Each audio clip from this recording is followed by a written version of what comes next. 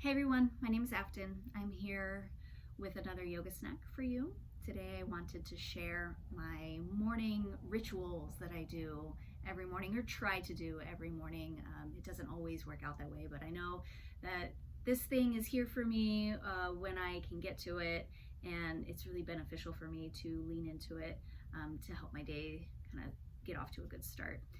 Every morning when I wake up, I go to the bathroom, just as many other people do, and then I go straight to the sink and I use my handy dandy tongue scraper. I scrape all the icky stuff off my tongue, and then I do a saltwater rinse, gargle, spit it out. Usually I finish that with just a warm water rinse in my mouth, just to get all the gross stuff from the night sleeping out of my mouth.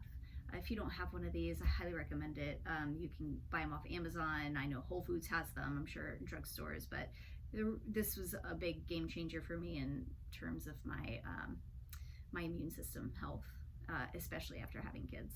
So tongue scrapers, really great. After I do my thing in the bathroom, I come back into my room, which is where we are right now. I have my yoga rug laid out almost all the time, so it's just here for me when I can drop in and be with myself for a few moments in the morning before I start my day. So always I come in and I sit in a kneeling position first, and I really like this kneeling position. Mostly for me, it feels great on the top of my ankles to put the weight there and that extension on the top side of my ankles. I love the flexion through the knees, the unraveling of the spine, trying to stack my shoulders over my hips, my head over my shoulders, and I just let weight move down into my leg joints in this way. Now this may or may not work for you in the morning. I know some people's knees are cranky in this position, especially in the morning if you're feeling stiff, or some people's ankles really don't like this position. So you don't have to do it. There are some modifications you can make. You can stick a pillow, or I have my handy meditation cushion for your hips, take some flexion out of your knees. Or if you have your blocks, you can have yoga blocks handy for this position too. Or you might just skip it all together and drop into a child's pose, which is what I do next. So after sitting in that kneeling position, I drop my head to the floor, let my arms rest, my elbows rest. And here I am in child's pose, also another really wonderful position. For the morning time, it's an introverted position, so still kind of being with yourself before you go out into your day. Great for your hips, your knees, and your ankles. As I said before, again, if those joints are cranky with you in the morning, it's really nice to take the flexion out of the knees. You can do child's pose this way. If you have a bolster or a large pillow, you can use this in your child's pose, or you can also move the bolster and just rest your forehead in your child's pose. Again, with the blocks, you can put a block under your forehead. There's so many different ways to go about a child's pose, and your yoga teacher anywhere can help you with that if you have questions about it.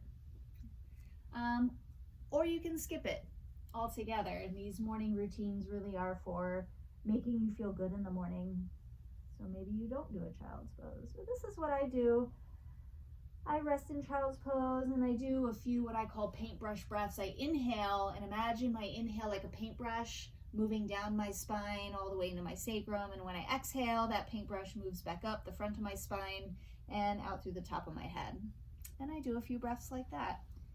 Inhaling in and down your spine, and exhaling back up and out your spine.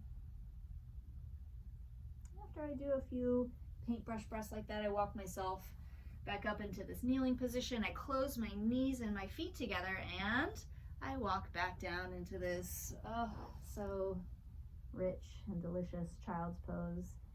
Here with your knees together and your feet together in a child's pose, it moves the stretch more into your lower back, as opposed to in a wide-kneed child's pose, it's more stretching your hips and your groins. So I like both, especially in the morning time.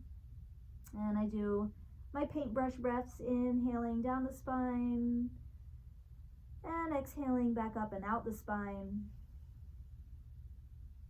And I'll usually put some pelvic floor contractions in with this one too. That's as you exhale, you lift your pelvic floor up towards your navel. And as you exhale, you lift your pelvic floor up towards your navel. And as you inhale, your pelvic floor would relax.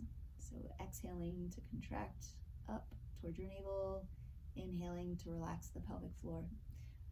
If you want to know more about pelvic floor health, I work with that. So you can go to my website and book a session with me there.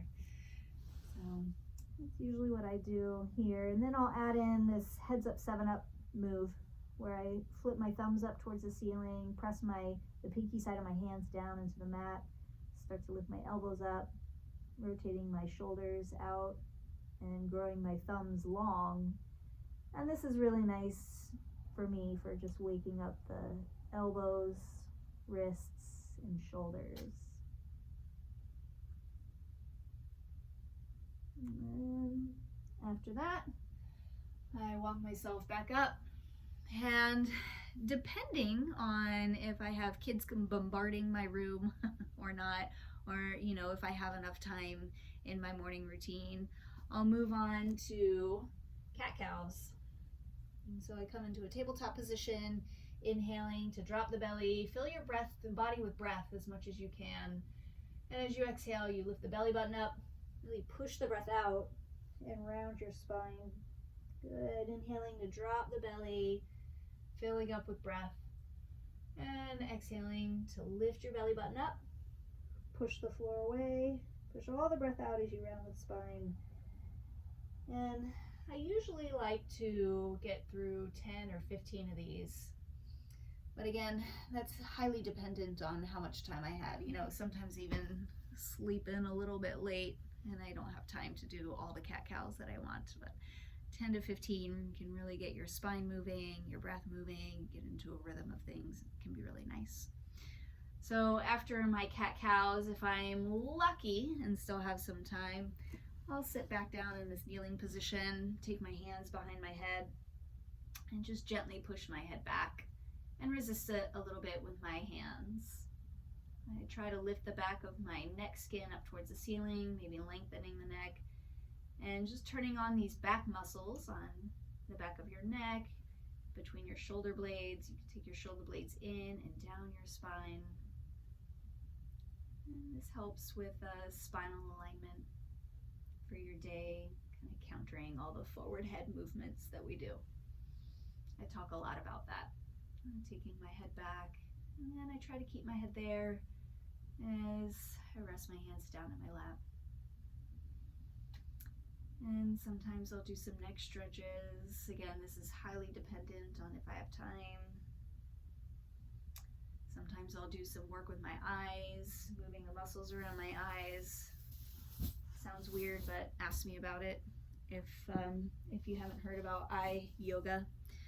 And then on days that I know I have plenty of time or I won't be interrupted, I'll sit in stillness and just be with myself for a few more moments, as long as I can. Before you start the hectic acts of the day, all the extroverted actions that you do, it's really nice to just sit and be with yourself in the quiet of the room, the quiet of the morning, and just feeling your body settle in, feeling the shape of your body in the room, and watching your breath.